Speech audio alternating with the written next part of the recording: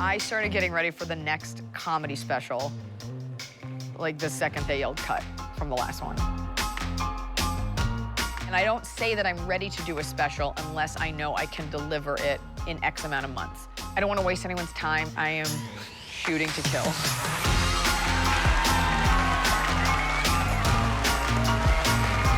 For me, I'm not speaking for anyone else, what goes into a Netflix special is months of being on the road.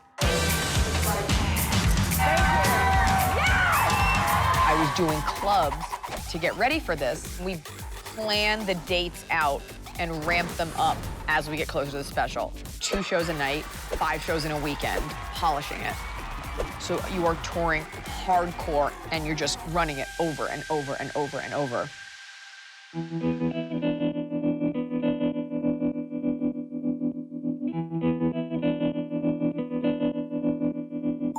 What goes into making a Netflix special is a lot of repetition.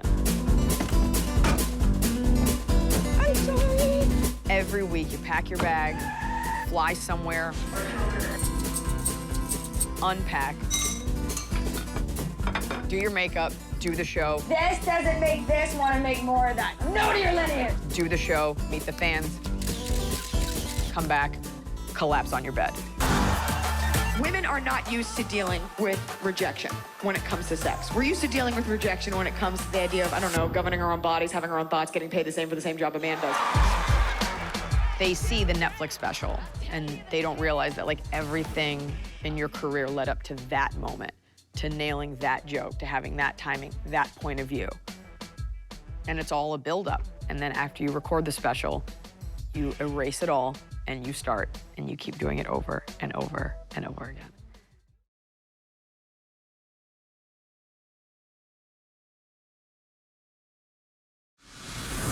You begin slowly erasing that last special. So I liken it to, you have the old special, so it's like scaffolding. And slowly you start taking out bricks and mortar from the last one. And the big set pieces are still there holding a set together. And then as the year goes on, you start to take out the big pieces of scaffolding and you replace them with new pieces. And then you start to put in the new crown molding, the new bricks, the new facade. So it's almost like one structure supports the other until the new one totally takes over. And then you have a new house.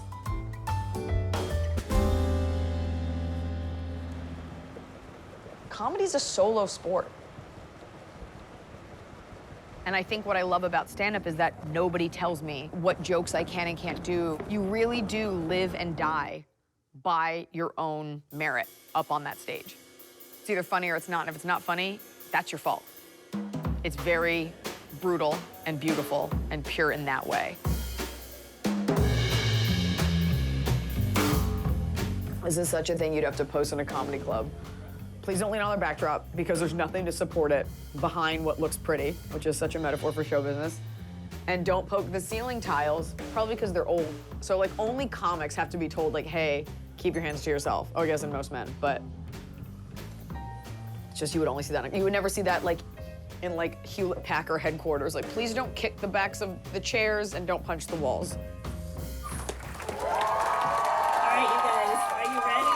You've seen all her Netflix specials. Her book, Girl Logic, is out right now. Come on, you guys, make it louder. Let it rise up. Make it louder.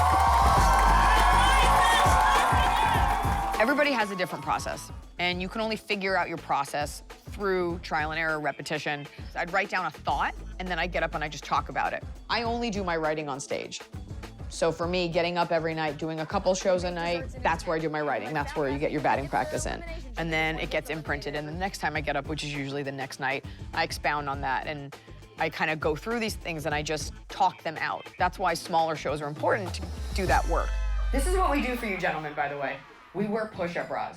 There's not a woman in this room that wears a push-up bra when she's like alone or sick and like home. No woman's walking around just like, I like to have my tits within licking range. I like it when the blood pools here. You know, it's a compliment when people say you look polished.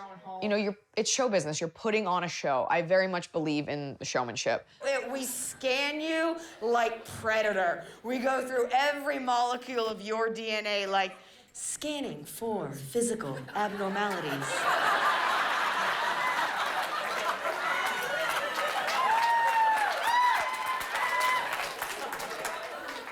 Is he balding? Okay, but is it in a weird way?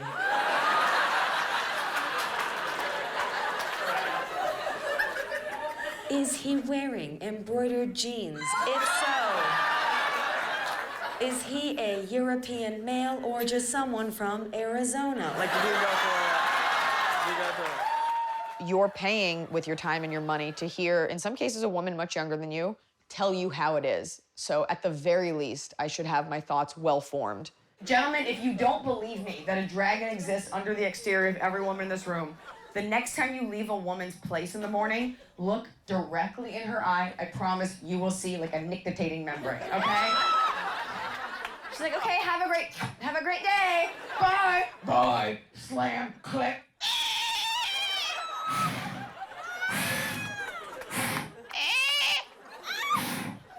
You're just flying around your own studio apartment. But you need the cardio.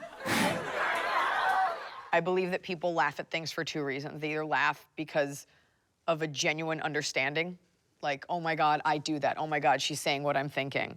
Oh my God, I felt that. I've done that. I've thought that. Or, oh my gosh, that's so insane. I have no frame of reference for that. That's hilarious. The peacock, it sounds like a tired prostitute. Like the peacock's just standing there on the corner like, you wanna fuck or what?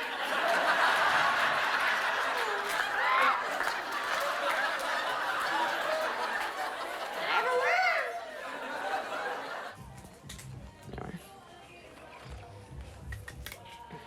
I thought I did well.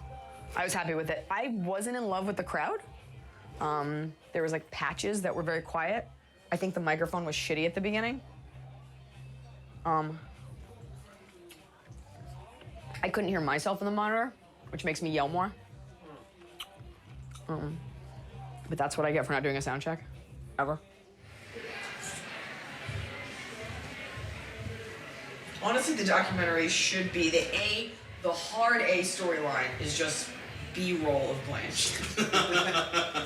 She's like this beautiful thing, but she will not hesitate to eat vomit right off the street. This is a scarf a fan made her. And then sometimes this is so gross. And I don't care. I'll lift up a flap and I'll get a little hit. I'll get a little hit.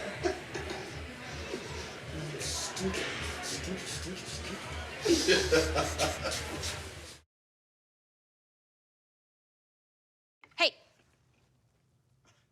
Oh, she's so special. Blanche is my dog. She was in the first Netflix special, and she's become my intrepid, stalwart companion by my side. I mean, have you ever seen a dog this special? She's ready to go. Can I zip you up? Should I zip you up in that suitcase and take you? He doesn't understand.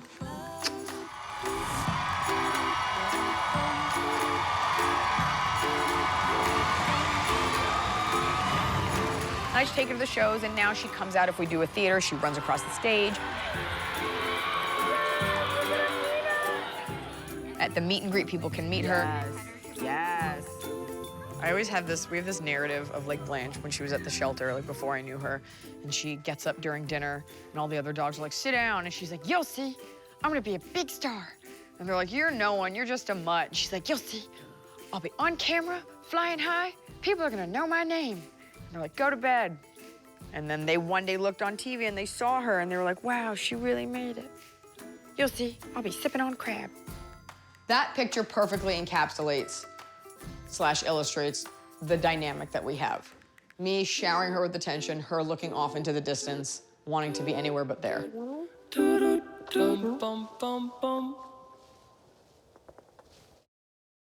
Less people are asking, like, man, people say women aren't funny. It's like, not a lot of people still say that. And those that do, like, nobody's listening to them.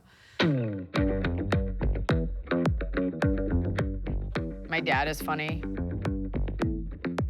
My mom is like a very creative, very funny, like take no crap New Yorker.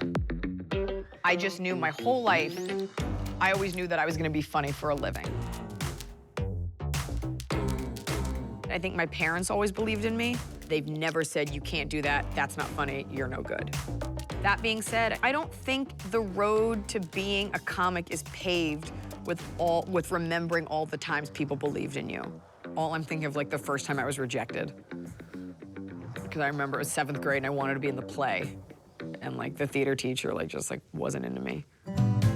Coming from the suburbs of Dallas, Texas, I didn't have like access to Hollywood.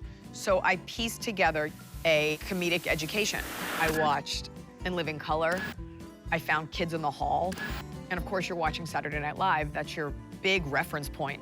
So I was class clown. It was me and another boy. We were both voted class clown. I always gravitated toward boys that were funny because I kind of wanted to always riff with them and show that I'm funny too. Like I liked funny friends, but as someone who's funny, you need an audience.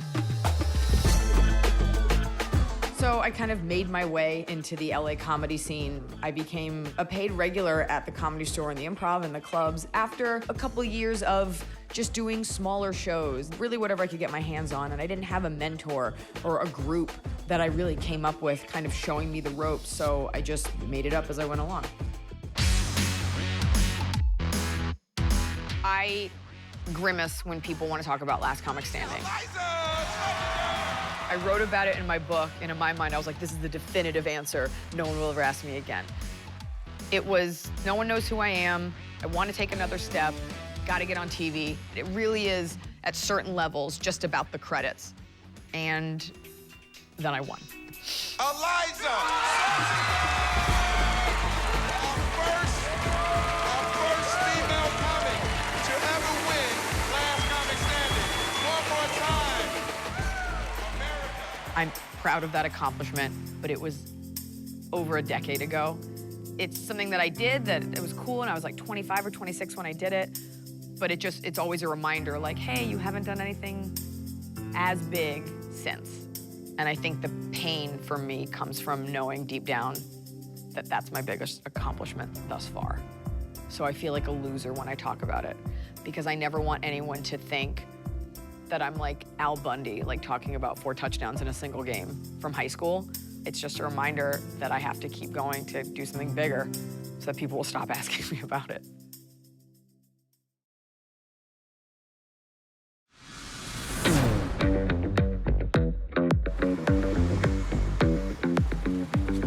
Touring is exhausting.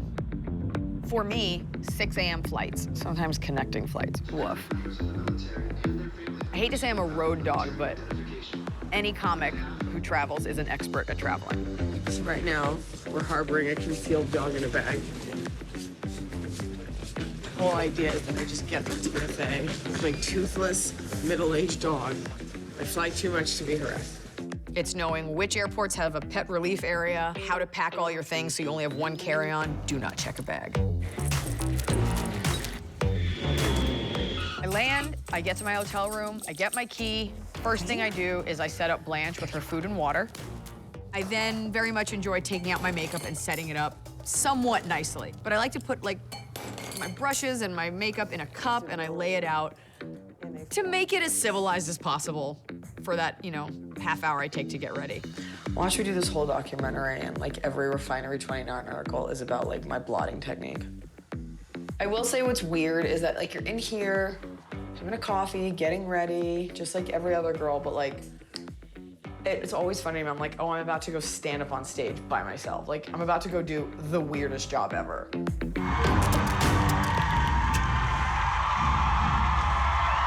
1 hour, 2 hours a night. Once in a while, I'll do 3 shows in a night, which is a terrible idea. And you're sick sometimes. Like, nobody cares if you're sick. They're like, we spent all this money on a ticket, give us a show. And that's part of the professionalism. And then you meet your fans.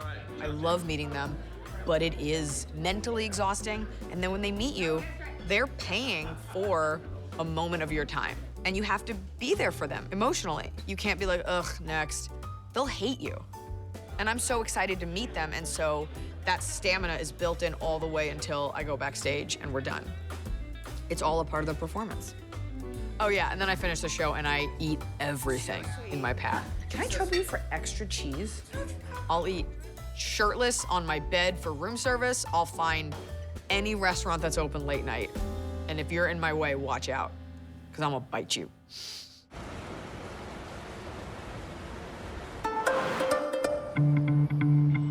So I wrote Girl Logic, and I was super proud of it, but I needed to promote it because you want as many people to read it as possible. So I wove my book tour into my stand-up tour. So while getting ready for the Netflix special, I was doing press for Girl Logic all during the day and then stand-up at night. Yeah, I wrote this book. This is by no means just for women. It speaks sort of to the reasons women have to think the way that we do and why. You know, I kind of got tired of all women being labeled as crazy. I was like, on the contrary, we have to factor in so many things into our decision making because we're judged so harshly. Being on Last Comic Standing, I've seen, you know, I know you're all trying to be funny and win. And I do talk about it in the book because everybody thinks, you know, comedy should be a lot of fun and easy, but it was winning was great, and then going on that tour was a mentally scarring experience. So for guys who like to read about war stories, I have one. It's fine. One never fails. Same questions. 10 years in, I'm still getting these fucking loser questions about Last Comic Standing. Hold on, I answered her, like if you listen to the interview, I gave her an answer. I wasn't like, get fucked, Lori. No, you look at the camera with a get fucked face. He'll blur it out. Okay. We have to leave in the next 10 minutes.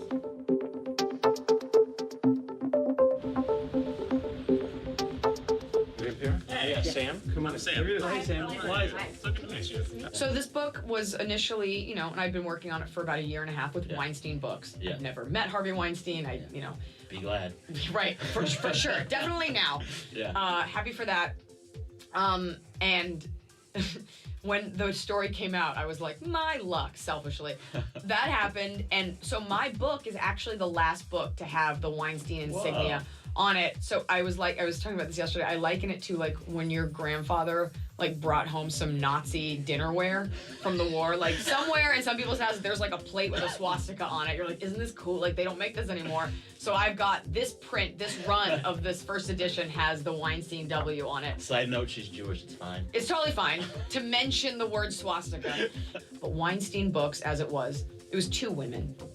It wasn't a huge conglomerate. It was a small company. So you were within working a big with one. women doing this book. I was working with women, and I said, why would I ever allow his deplorable actions to overshadow this strong, friendly, feminist, amazing message that's in the book? Yeah. So it's another example of a man doing something horrible and a woman paying the price, as you said. So that was big for me, and I was like, I'm not going to back down, especially when I've done nothing wrong. Nothing. And so now it's Hachette Books, and we won't speak of the dead. So you do press tours. What any project, and you do as much press as you can. There are aspects of this business that are miserable and like soul crushing, and this is just easy. So it's fun because of all the fun things you get to do, and I love promoting things, but it's work, right? It's work. I'm Max, by the way. Hi, Iliza. Yeah, exactly. So basically, I'm just gonna ask you about 8 questions. It's rapid fire, 60 seconds. If you don't want to answer a question, just say pass. I got it. Do whatever. Okay. Yeah, right. Hey guys, I'm Iliza Shlesinger, and I'm here to promote my new book, Girl Logic, which was born today. I'm very excited about it. And this is my build last minute. Great. When was the last time you were in New York City? The last time I was in New York City was last week for a charity event. I hosted a charity event for cystic fibrosis. What was the last thing you searched for online? The last thing I searched for online was an article where I was interviewed by Refinery 29 to promote my book, Girl Logic. And you're interviewing me about Girl Logic on this tape, and I'm talking about Girl Logic today. So it's like a promo within a promo. It's very meta. If you don't understand what I'm talking about, then you need to read Girl Logic. Here we go.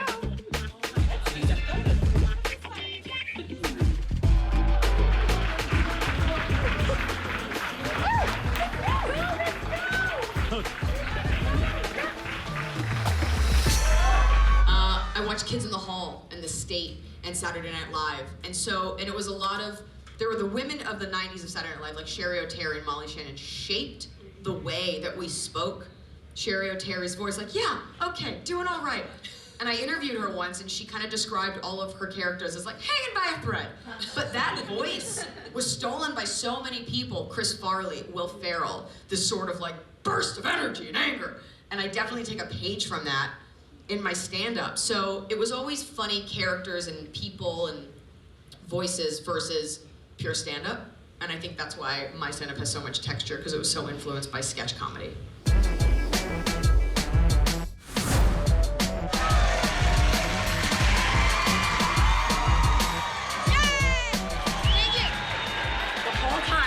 I forgot 10 minutes, and I did. I was like, the whole time I was like, something feels wrong, and I forgot a whole 10 minutes. This is such a business of chance. So having multiple things going on is beneficial mentally, because if you have 5 things going on, when 4 of them fade away, you still have that one to focus on, and then you put another one back in the fire. It's a way to know that you're always doing something. It would be the worst for me if I did something like a Netflix special and then I was like, now what? When I was like, you're so funny, you come right in with that line right at the top before. Or just drag a chair really loud. How do you want me to read my lines? I don't care how you read your lines. Because no one's gonna go, I'm not gonna go to this audition and they're gonna be like, what was your assistant's motivation when you read with her in your prison yard? Just do it like yourself. Just be like low-key disgruntled at all times. And I'll just feed off that energy. I'm up for the part for 2 different roles in this Mark Wahlberg movie. And it's tough because, like, I read for a lot of things. This is my maybe like 10th year auditioning for stuff. I have read for major TV shows, movies, and I have never booked anything. For reasons out of my control, they're like, we went black. We gave it to a guy. We gave it to a couch cushion with a cheesecake stain on it. Like, do I read through this one more time, or do I go to my gym appointment at 4? One of those 2 things is guaranteed to produce good results within the next hour. I've read through this for about 45 minutes, and the audition is tomorrow, but I think I'm going to go to the gym. And I can go to the gym, and you can stay here and pretend to work. Thank you. This is my assistant, Emily. She also goes by Baby Arm. Do you want to show them why? I mean... Doesn't it look like a giant baby arm? It's not body shaming, because I asked her if this was okay. Squeeze it. It's so soft. And she's smart, too, so, like, I actually value her opinion. Like, I feel like I'm getting emotional work done when I vent to her. She also has watched every bad movie you've ever heard of. So sometimes I'll go in for an audition and I'll be like, who's this actress? She'll be like, she was on season 2 of One Tree Hill. She's got red hair. She was in a movie with Tara Reid 6 months ago. It was straight to pay-per-view. I watched it. So she's great. And I hope she doesn't, I give her everything she wants. I hope she doesn't leave me. I think about that every day. I'm like, what if today's the day? Like, how am I gonna do anything?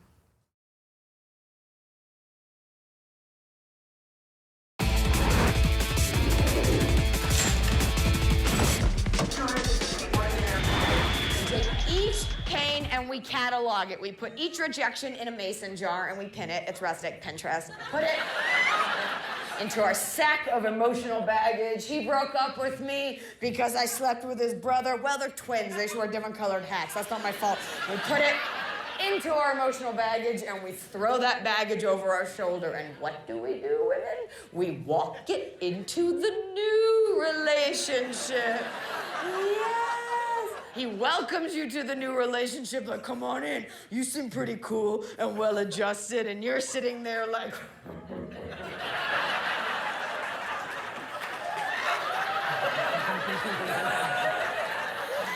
Oh, I am!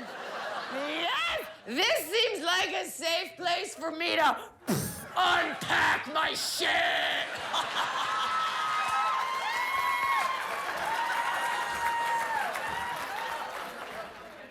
Comedy is pain. It's, you're talking about your childhood or something horrible that happened or heartbreak. It's digging deep within ourselves to bear our vulnerability. And the comedy gods reward your vulnerability with laughs. The more open and honest you are, the more people are like, yeah, they're saying what I couldn't say. You're from? Outside Boston. Whoa! Oh my God! Seeing the outpouring of emotion that the specials invoke in people, because I'm saying things that people are thinking. They feel a connection. And people will write me very personal things, and they want to share that with you. Like, I gave them the gift of the comedy, and now they want to give something back. Basically, she's hilarious. That's pretty much all there is to it. She's very relatable, and she says exactly what we're thinking. She's a badass feminist, and she's fucking hilarious. Men are better with rejection from what I can see. I mean, we're all human. No one loves being rejected. Men get over it. Society demands that they get over it, move past it, work through it. Women don't work through anything. We don't get over anything. Nay, we hold on to it. You're lucky if you're able to have a career that goes long enough that people want to hear your take on life. We hold on to it so tight and we revisit it and we examine it from every angle, hypotheticals. Maybe if I was wearing a tank top, it would have been different. We hold on to it. We bring in experts like, Stacy, get over here. What do you think? For me, it has evolved from a desire to make people laugh. It's become bigger than that. I now have a responsibility to the people who have offered me their vulnerability and their hearts and their acceptance. This is amazing. It's a whole book of Frasier scripts. A whole book of Frasier scripts. I'm lucky enough to have fans that express their love for me, both verbally and in gift form. It's become a thing. It's like our thing now with me and my fans.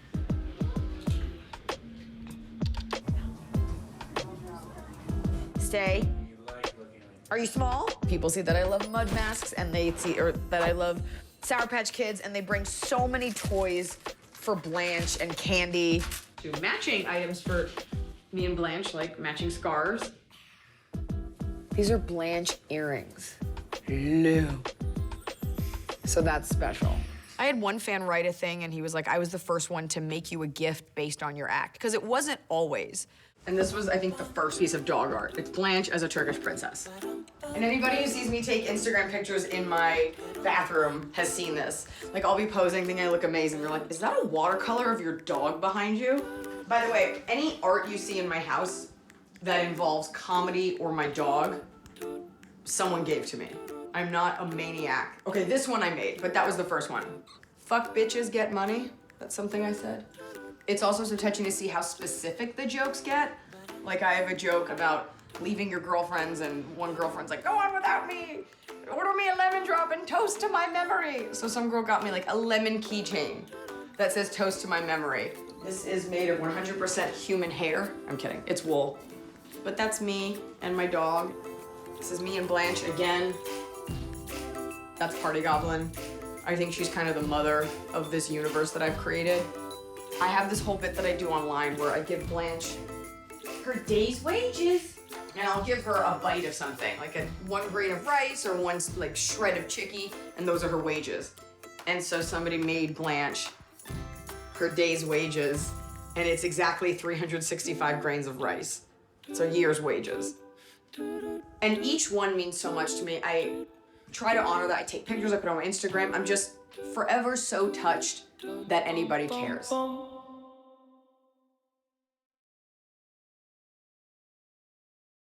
Okay, we're gonna go get the car. I'm sick. I'm sick, and we have to go get a Z-Pack because I have to go to Sacramento like tomorrow morning, and nobody cares if you're sick. Nobody cares. Nobody wants to hear you like coughing and stuff on stage. And I know this sounds bratty, but like it's sold out. So like, unless you have like life-threatening pneumonia, you can't cancel a gig. This sucks. I don't want to get on a plane. Why are people so horrible? That was so jarring. I don't even know this number. Hello? Hey, it's Ariel. Oh. How's it going? I'm good. I'm sick. So can you do me a favor? What's the favor? The favor is, don't let me go, and can you just pretend that you don't have bad news until after I come back from Sacramento? Because if I come home Sunday, I'll be like, oh, that's okay, that I didn't get the role and they've asked me to leave Hollywood. Oh my God. Well, one, I don't have to pretend on anything because I have amazing news for you. You got the role. You booked the movie. You booked a Mark Wahlberg, Octavia Spencer studio movie. It's amazing. Oh my God. Congratulations. I gotta run, but I just had to tell you. Okay. Okay. Beyond amazing. Okay, thank you. Okay, bye. Okay, bye. I got it. I got that movie. I got the fucking movie. Emily! I got it, Emily! Oh my God, I've never... What do you care? She probably thinks it was because of her motivation. I can't believe I got that.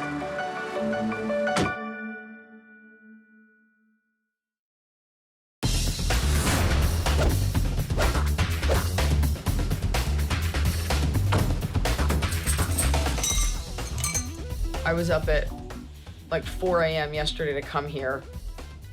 And then, because you gotta get to the airport early, so then the flight, you land at 4:30, and then there's traffic to get here. So your body clock is 3 hours behind, but then you have to force yourself to go to sleep to be up at 5 a.m. So it's like all types of jet lag mixed into one. So, and then this is a crazy amount of press. So I'm just feeling a little subdued. I'm trying not to have a bad attitude. It's 800 degrees in LA. Like, you're gonna have Christmas in shorts, and this is what's going on in the rest of the world. All right, we gotta get a break, but later on the morning show, stay with us. Armie Hammer opens up about why he almost said no to starring in the new film, Call Me By Your Name. But up next, Iliza Shlesinger on her definition of girl logic and the challenges still fit.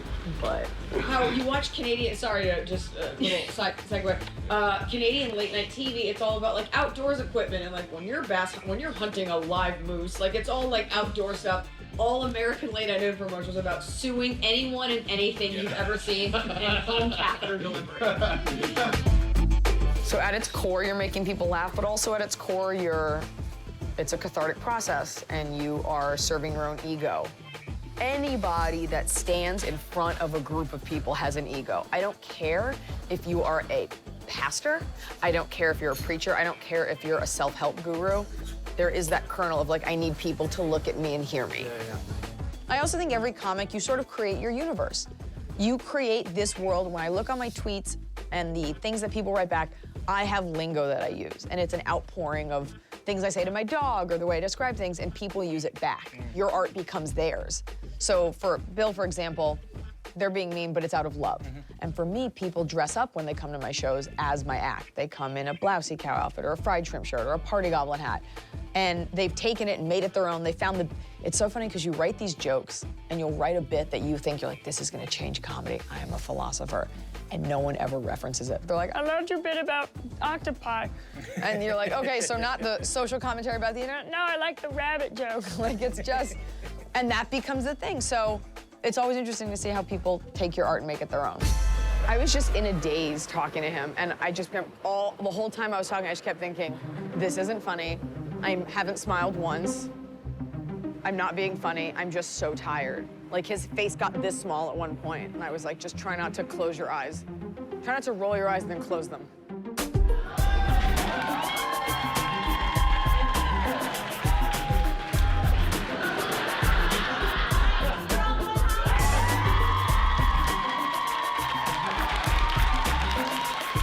I'm usually pretty good about no sleep and working, but this is a 7-hour day before my day has started. We were getting on the elevator. We were like taking a second, and the elevator opened, there was like all these people on, and we stood there for a second because we didn't know if they were getting off, and the guy goes, come on in. And I was like, that's the difference between Canadians and Americans. American, I'd be like, shut the door. I don't even want them on. He's like, come on in. The water's fine. Very busy morning for you? Yeah. Oh, crazy. Start at 5, and you are our last stop, which is great because I am out of steam. Girl logic is the thought process that women apply to everyday decisions. As a woman, you are expected to be so many things to so many people, often all at once, and they're often contradictory. So you're supposed to be sexy but demure, whatever those things mean. Smart but not too smart, because then you'll make somebody insecure. Attractive but not too attractive, you'll make women upset. A good mother but also a party girl, but outgoing, but demanding, but also stick up for yourself, but also don't be too annoying.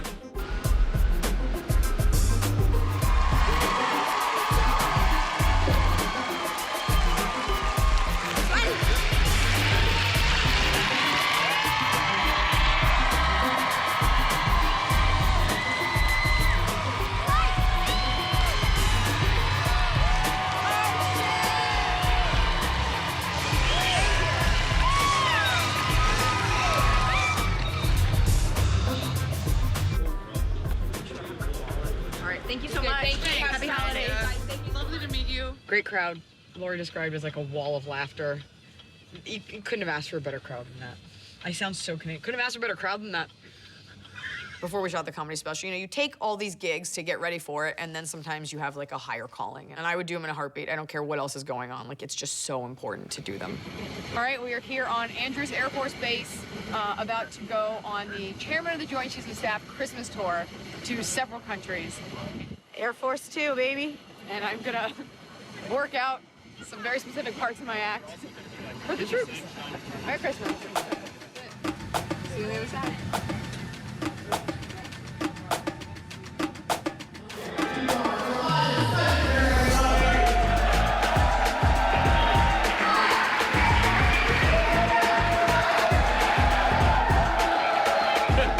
Happy to be here.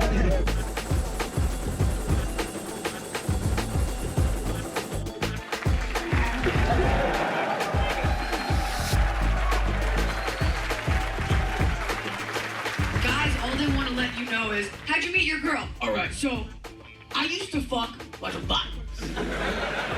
I could be fucking right now if I wanted to, but I'm just gonna fuck her because I'm a fuck man.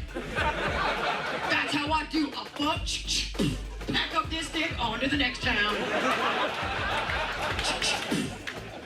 Fire in the hole. I'm there not to do my actual material. I am there to make sure I say anything I can to make these men and women who are in a very stressful situation forget that they're in that situation and have fun. This is not, it's not about the art. It's not about like growing as an artist. Like, you're just there to be like, you got a mustache? I've seen lesbians grow thicker mustaches. And they're like, oh, fuck, that's you, Sanchez. Some of the guys here with mustaches, I could grow a better one than some of you. I gotta be honest. Like, I don't know what this one is yet, right here. I don't know what that is. You in the back, you look like you run a family pizza parlor. Yeah. Actually, you look like you're from Portland and you make like artisanal cat pajamas. You look like you shouldn't be around children, especially with those sunglasses.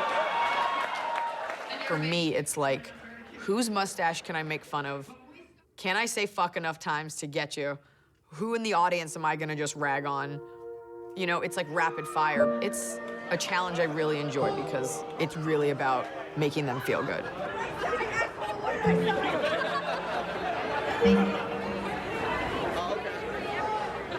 The first USO show I did years ago, and I started talking to this kid, and he showed me this aircraft that he was in charge of flying. And I even have goosebumps thinking about it right now, because I remember thinking, like, you're 19 years old, and you are in charge of so much more than any 19-year-old should be entrusted with, but you have taken on that burden so selflessly, and it always stuck with me, like, that's what sacrifice looks like. And then one person.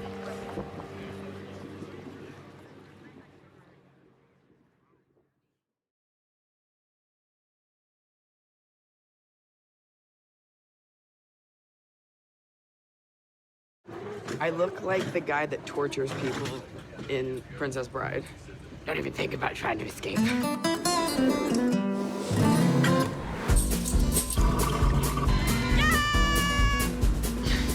It's 4 a.m. We're flying to Charlotte.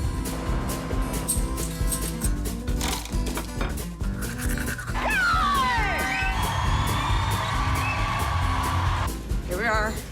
In Charleston, small dog on parade.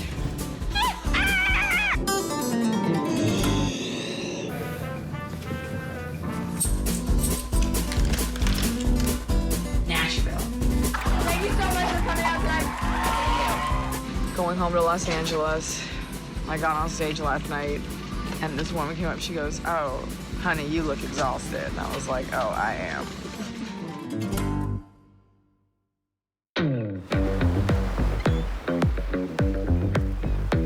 Okay, I'm cold.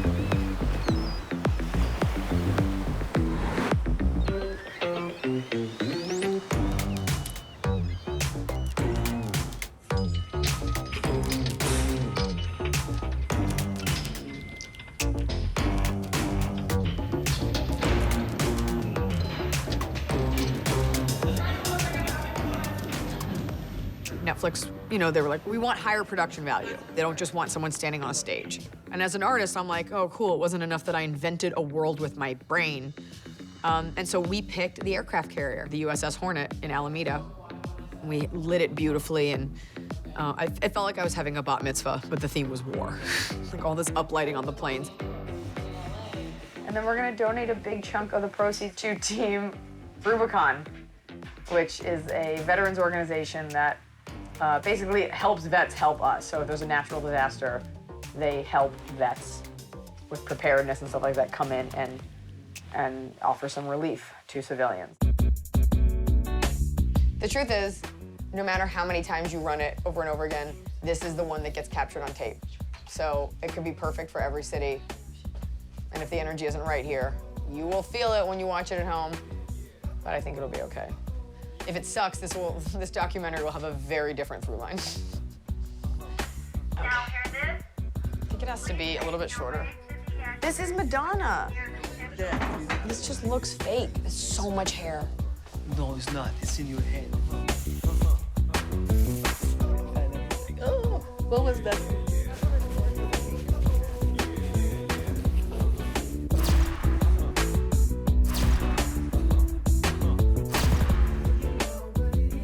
It's so cold up there. It is freezing, which is also exhausting. Like, it's hard to breathe cold air because it hurts. Nobody will know, but you should know. You watch that special, just know I was freezing my nips off. Right before I walked down that gangplank, I was just like shivering in a coat. Like, I put on so much deodorant, I was like, I don't want to sweat through this gymnast top, whatever I was wearing. And the opposite of sweat, it was just like tiny icicles were forming.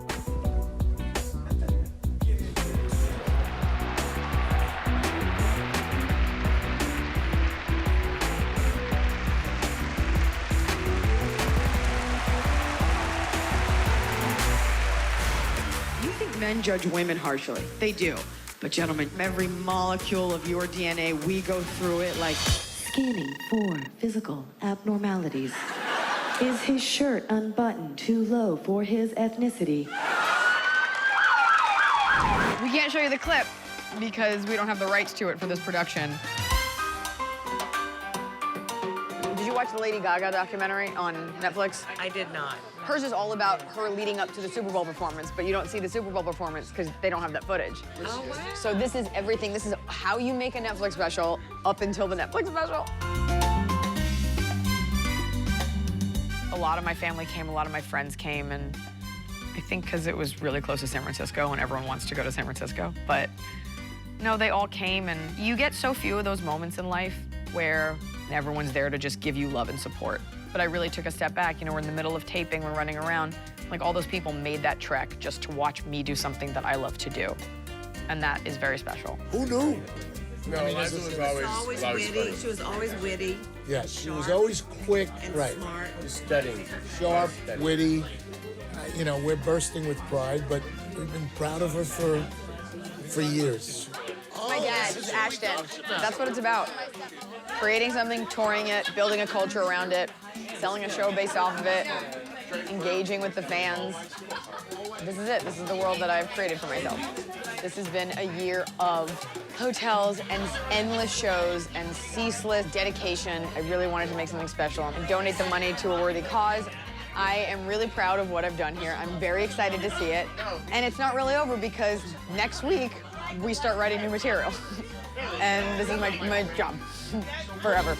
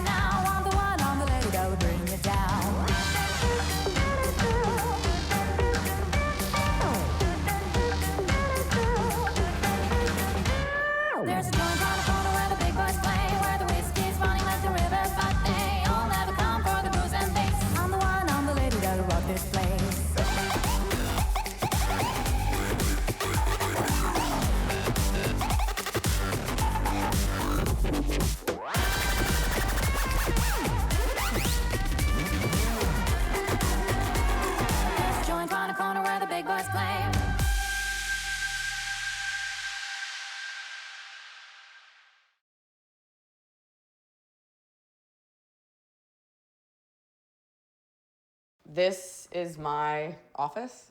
I feel like a douchebag saying office. Like, what am I doing? Writing a book? I guess I did write a book. Okay, well, whatever. Like, offices are for dads and mom and working mom, whatever. This is the society you live in. You have to, like, correct everything you say. So, when I moved in, a couple years ago, my fans started doing this thing where they were bringing me gifts, like offerings. And it went from, it was like they would take my bits and make it their own, which was really cool to see. It was also really cool to see the bits that I thought were gonna like change the world and like no one would ever reference them. They'd be like, but I loved your bit about koosh balls or whatever. So I don't have a bit about that, but so this is it. So my mom always told me that you should have one room in your house where you like celebrate yourself. Like don't have all your awards and stuff in your living room. Like only an asshole would put like their Oscar as like on the mantelpiece. So I made this room as sort of a place to keep everything because it got to a point where this one shelf was overrun with paintings and toys and gadgets and hats and shirts, which I have a lot of. And so that's it. So, and then I had to build more shelves and more shelves. And this isn't even accounting for some of the stuff I have to leave in hotel rooms, can't bring on the plane. Like if someone gives me a bottle of wine, if I don't check a bag. But what's the most touching about all of this is that people took the time out of their lives to spend money and time on me, in addition to the money and time spent for like a ticket and a show. And that's what gets me the most, that like, that's the greatest thing you can give to someone is time. And so, and it's also so touching to see how specific the jokes get.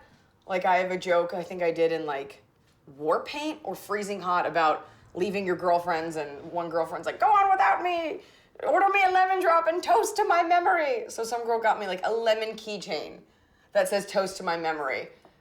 People do intricate things like this is me from Confirmed Kills. I have a decent amount of Lego ones too. I was on Facebook Live and I had this idea for a dog run motel. So somebody made me a key to the Tiny Tips motel, because Tiny Tips is something I call Blanche online. So like my online presence and the actual stand-up bits kind of melt together. What is this one? Here's a bracelet someone ordered. Fuck bitches, get money. That's something I said. Let's put these here for now. One of my favorite ones I've ever gotten, I have this whole bit that I do online where I give Blanche her day's wages. See, she sits down because she knows it's time for day's wages. And I'll give her a bite of something, like one grain of rice or one like shred of chicky, and those are her wages. And so somebody made Blanche her day's wages, and it's exactly 365 grains of rice. So year's wages. That means someone sat there with all that they have to do, and they counted out 365 grains of rice. So it's that, it's custom nail polish shapes, it's somebody. This is me and Blanche again. This is me as the party goblin. And I think that's my fiance proposing to me. I don't know why he would propose to me in party goblin mode. We have anti-mermaid keychains. This fan did an entire box of crayons and renamed each one for my act. So this is Goblin Green. This one, I don't know what that one is. This is I Am Not Wrong Wisteria, because that was a hashtag from Confirmed Kills. This is Banged Your Friend Scott. I love to use the name Scott, so I'm sure I talked about that at some point. Fuck bitches, get money, green. People love that bit. What's this one? 5 pounds, famous, magenta, because I talk about losing 5 pounds. So they go from like big jokes to like deep cuts, freezing hot white, raptor vag green, a lot of green in here. So again, what's so touching is like what people pay attention to. By the way, any art you see in my house that involves comedy or my dog, someone gave to me. I'm not a maniac. I mean, I would do it, but like I don't need to because my fans have done it. Okay, this one I made, but that was the first one. So Blanche's outfits. This is her lamb outfit. A fan gave her her lamb outfit. This is a fan knit a scarf for me and a matching scarf for Blanche. The rest are little Christmas sweaters, scarves, Christmas hats. I mean, if you buy these things and you're unaware of how weird it is, then that's a problem. But like, I fully acknowledge that like, it looks like a mental disorder, but I don't care. And the fans contribute, meaning there's a market for this. Anywho, this is a snood that someone made her, a Canadian fan. I will never forget this. I was in Canada, and the fan brought this to me, and she said, I knit her this little scarf because I didn't want her to be cold. And I almost started crying. Like, the fact that somebody was thinking about Blanche's neck warmth in another country. This is a collar. It's kind of annoying, but it's from a fan.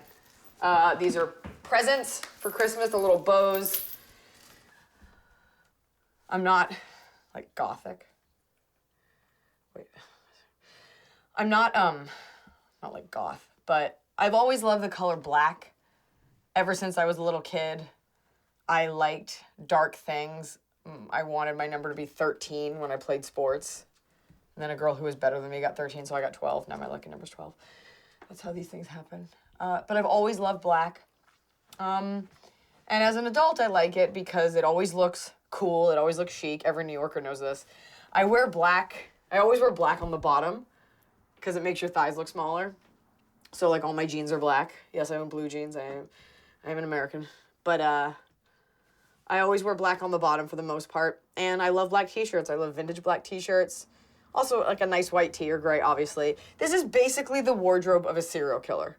But you can never go wrong. Black can mismatch. It can be grungy. It can be chic. It can be hot. It can be stylish. And it kind of lets the world know, like, hey, I got a tude. You make it your own. But I've just always been very comfortable in that color. Because I don't know, just because you wear black doesn't mean you're a sad person, right? I believe who you are on stage is an extension of who you are, and this is very much who I am in real life. And so that's where this came from. It's easy. Throw on a t-shirt and jeans, wear what you were wearing that day. I'm not there to look hot. I'm not there to show off anything. You know, you could buy some nice sneakers, but the fashion is secondary to the material. And I wear big shirts and black pants because I want you to listen to what I'm saying. I don't want to spend a second with you judging my body, and you're going to regardless. I mean, the pants are tight, but let's get over the shock of the fact that I'm a woman with a nice body, and let's get to the heart of the reason that we're here. This one is very specific. I had a whole bit in, I want to say it was Freezing Hot. I don't even remember now, about when a guy approaches girls in a car, and he's like, come take a ride. And there's always that one girlfriend that's like, I'll go with that guy. And the friend's like, don't go. They're like, he's not gonna rape us. He's wearing Skechers. So somebody glued a scene of sheep, because I think women sound like sheeps, and this is the car, and this is the whole scene. It's like a little diorama. And one of the sheep, oh, they're all still in there. Okay, that's good. I think I lost a sheep. But like the detail and like the heart that went into that. There's more Blanche art back there. And then sometimes on occasion people draw me. So there's that. And these are all the passes. Every festival, every event. This is made of 100% human hair. I'm kidding, it's wool. But that's me and my dog, and she can come out, not that I would want her to. And see the detail, it's lace, it's from Confirmed Kills. So, again, it's not something I expect, although at this point, if there's no presents, I'm like, oh, do you hate me?